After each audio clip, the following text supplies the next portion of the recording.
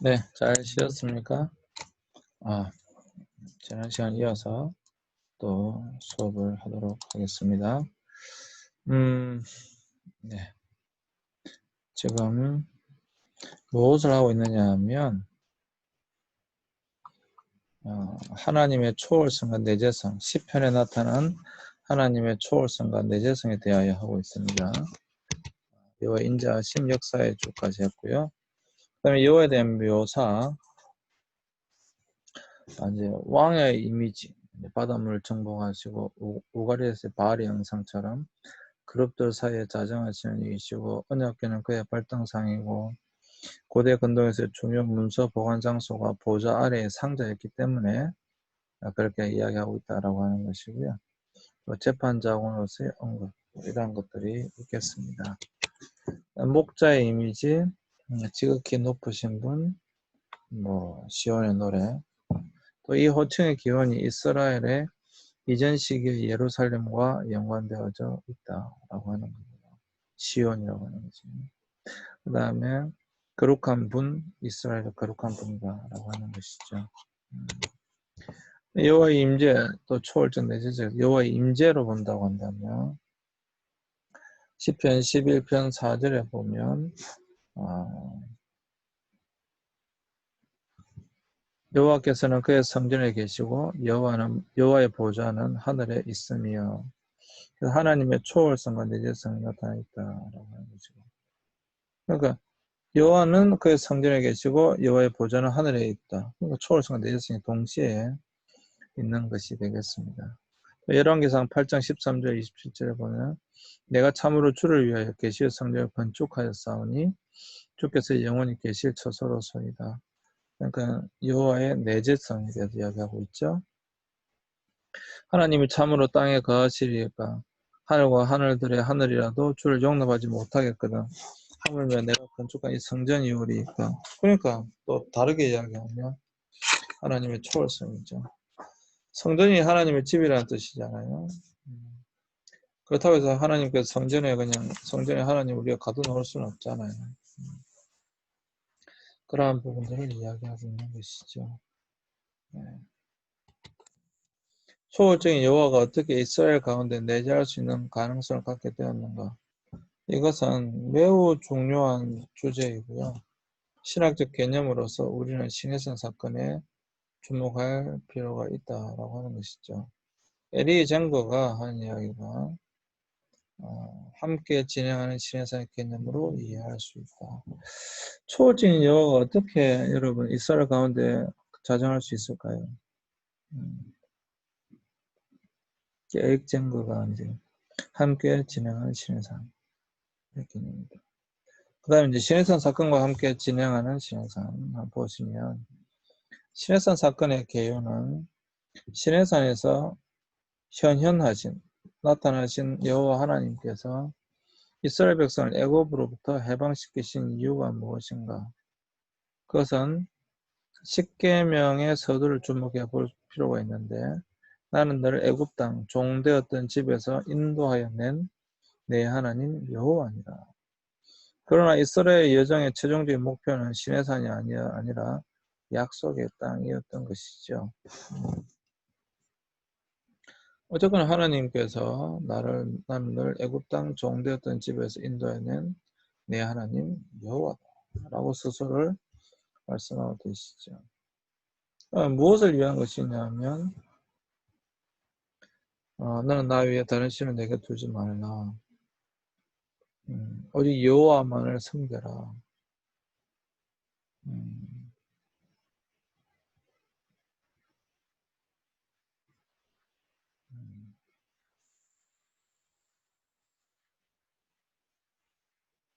그렇죠.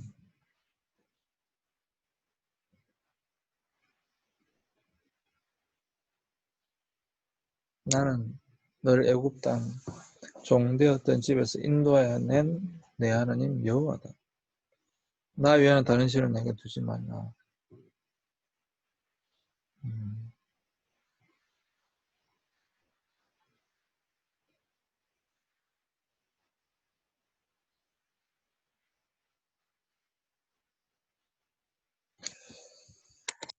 하나님께서 저와 여러분들 구원하신 이유도 사실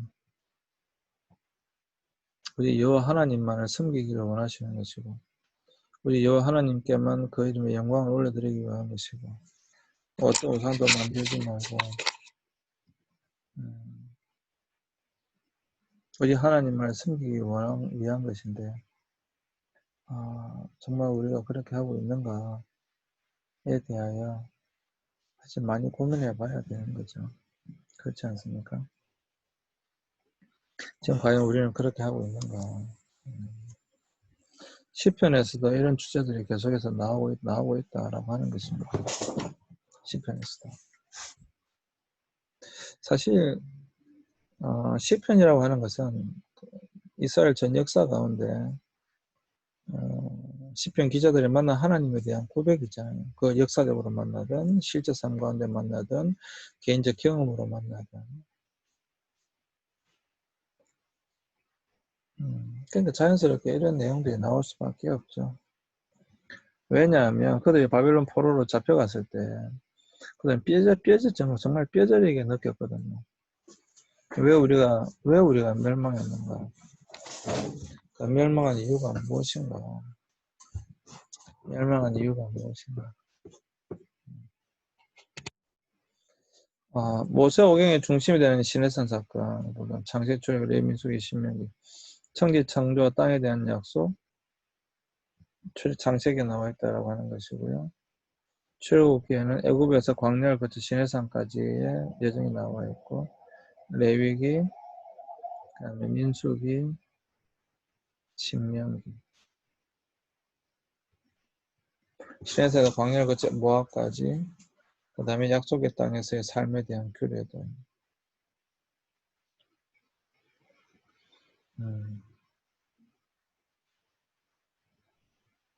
그렇죠. 보시면 정말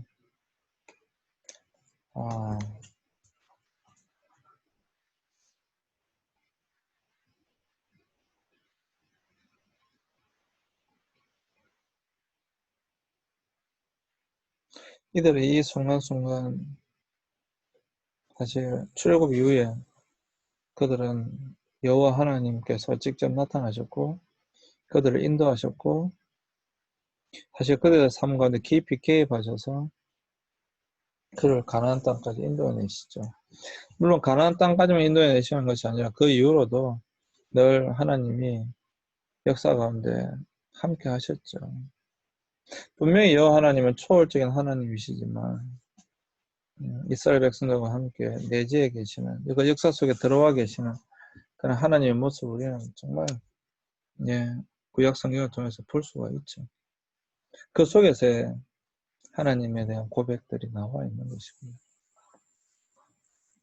출애굽기 19장 4절부터 6절까지 보면 시내산에 체류할 때 여기서 이스라엘 하나님의 곁에 네개로 즉 하나님의 곁에 이스라엘 거룩한 제사장 민족으로 성별되는 것을 볼 수가 있고요. 내 소유 제사장의 나라 거룩한 백성 이런 것들이 핏부림으로 확정되어졌다라고 하는 것입니다. 이스라엘 가운데 거하시는 하나님 그들 중에 거하려고 하나님이 이스라엘 가운데 거주하심 이것은 이스라엘에게 무엇을 의미하는지 무엇이 그들에게 선사된 것인지 그 선사된 것을 어떻게 보존할 수 있을지에 대해서 말하는 것이다. 출애굽기의 뒷부분, 민수기의 첫부분, 그리고 무버 레위가 그것을 반영하고 있다. 시내산에서 주어진 계명의 반복과 약속의 땅에서의 삶에서 지킬 것들을 맹세하게 하고 있고요. 시내산에서 이스라엘에게 하나님의 거주할 성막을 짓게 하시면 초월적인 하나님의 이스라엘 가운데 임재를 위한 것인데 이게 중요한 것은 이게 이제 처음에는 성막을 지었잖아요. 여러분 성막을 지었다라고 하는 것은 굉장히 중요한 것이 일단 성막은 여러분 아시는 것처럼 제사 지내는 곳입니다.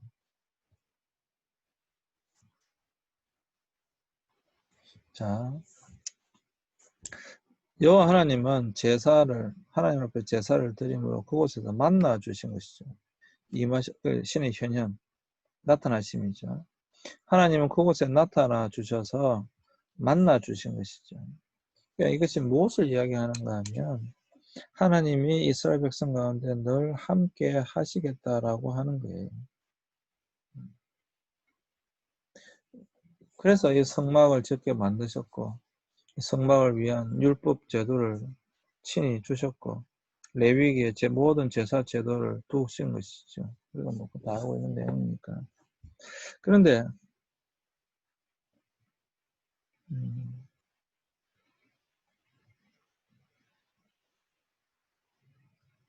여기서 진지한 내용은 분명히 성막을 짓고 하나님이 함께 하시는 것은 거룩하고 좋은 것이죠.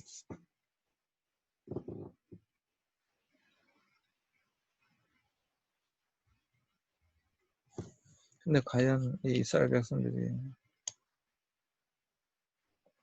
그 제약된 인간들이 과연 그것을 좋아했겠는가? 지금의 교회의 모습들 보면서 분명히 하나님의 정의고 하나님께서 거하시는 곳인데 과연 그것만으로 만족할 수 있을 것인가? 인간이 사실 가장 영광스러운 것이고 그렇지 않습니까?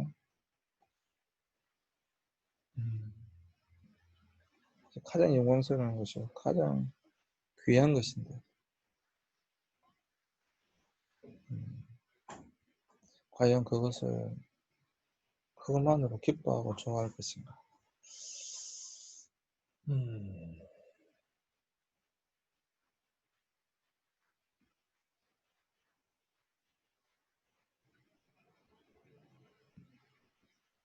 우리가 하나님과만 동행하고 하나님과만 거한다라고 하는 것이 가능한가? 가능한가? 에 대한 질문을 하게 되는 거죠. 자, 언약궤와 시온산에서 하나님의 임재. 시편에서 여호와의 임재 신학은 언약궤와 여러분 성전을 거쳐서 이제 시온 신학에 이르게 되는데 언약궤는 하나님의 임재의 상징이 되죠. 언약궤. 언약궤는 하나님의 임재의 상징입니다. 괴가 떠날 때에 모세가 말하되 여호와여 일어나사 주의 대적들을 흩으시고 주를 미워하는 자가 주 앞에서 도망하게 하소서 하였고 괴가 쉴 때에는 말하되 여호와여 이스라엘 종족들에게로 돌아오소서 하였더라.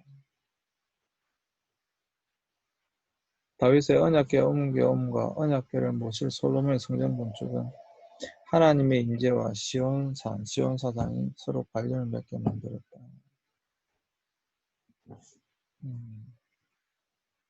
특별히 성전에서의 하나님의 임재는 하나님의 얼굴과 관련합니다.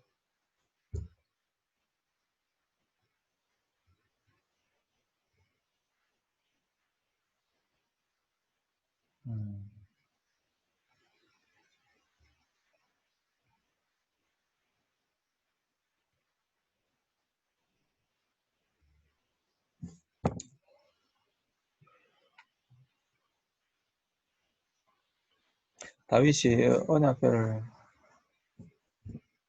가져와서 그것을 모실 이제 성전 건축을 준비하잖아요.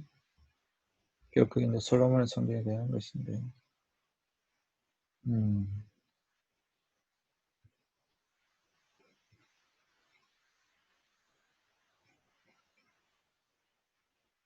정말로 다윗은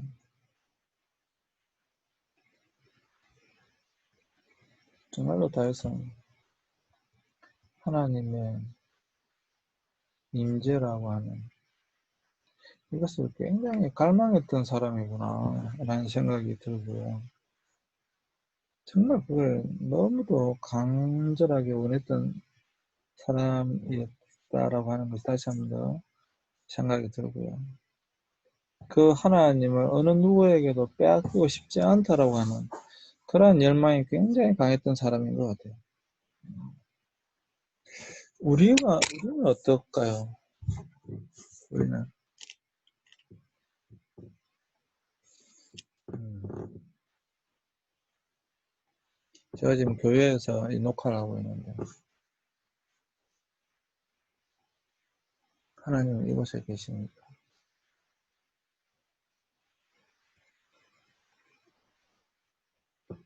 음,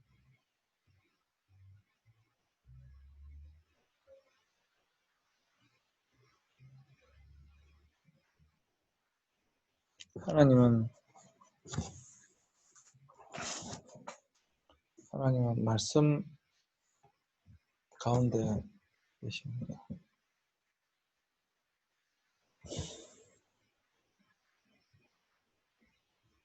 제가 이렇게 교회를 이렇게 한번 둘러보았습니다.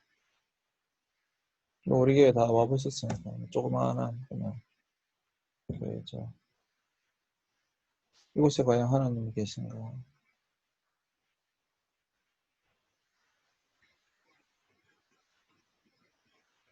이곳에 하나님이 임재하신다라고 하는 어떤 상징이 있을까? 십자가가 과연 하나님의 임재의 상징이 될 수 있을까요?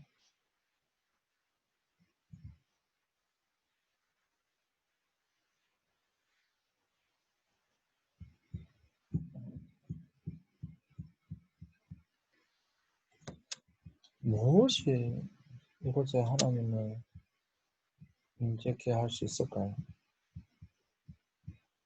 무엇이 어떻게 하면 가능할까요? 음,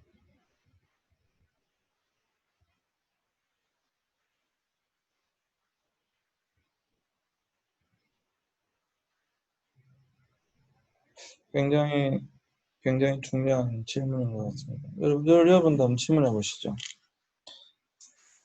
언약궤가 하나님의 임재의 상징이었다라고 한다면 상징이죠.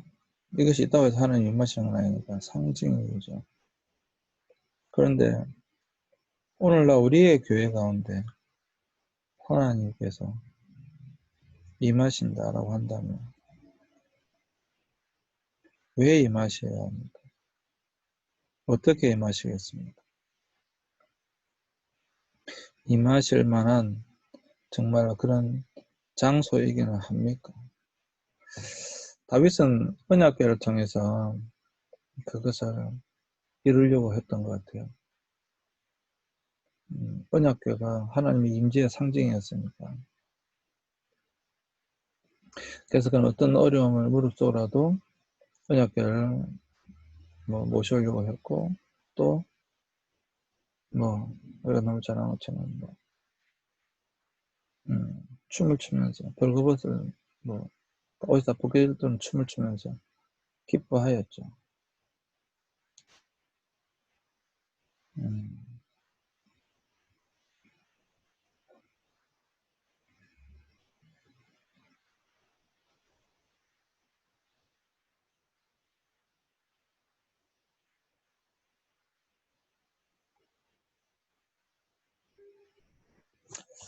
자,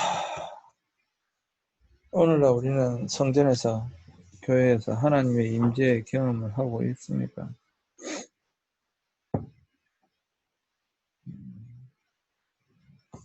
지난주 수요일 오후 예배 때 교회에서 오랜만에 찬양 인도를 제가 하면서 기도회를 했습니다.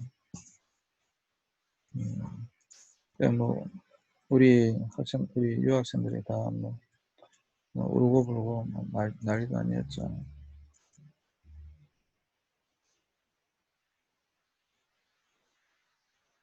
그것이 하나님의 임재인가요? 또 그렇게 하지 않으면 하나님이 임재하시지 않으실까요? 우리 안에 실제적인 하나님의 임재하심이 무엇입니까? 시편 기자들은 그것을 그거 상징이 분명했기 때문에 그것을 찬양하고 노래했습니다. 또 분명히 그런 경험이 있었을 거예요. 음, 특별히 구약의 축도가 그잖아요. 여호와 샬롬. 하나님은 내게 복을 주시고 너를 지키시기를 원하며 하나님은 그의 얼굴 내게로 향하되 내게 평강 주시기를 원한다라고 하는. 분명히 하나님은 우리를 만나기를 원하시고 우리를 곱게 보시고 우리에게 얼굴과 영화의 얼굴을 우리에게 보여주시길 원하시고 만나주시길 원하시는데 오늘날 한국 교회가 구약에 물론 성전도 그랬지만 오늘날 한국 교회가 과연 그 하나님의 임재 경험을 얼마나 하고 있냐라고 하는 거예요. 물론 시편에 그런 내용들이 있습니다. 분명히. 그런데 오늘날 우리가 얼마만큼 그런 하나님의 임재에 대한 갈망이 있는가라고 하는 거예요. 그것을 지금 여러분들이 질문하고 있는 거죠.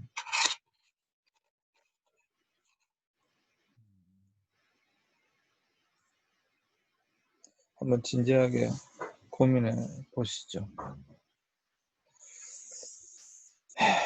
잠시 쉬겠습니다. 네.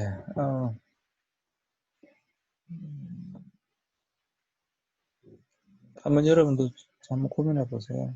잠시 쉬시면서. 네.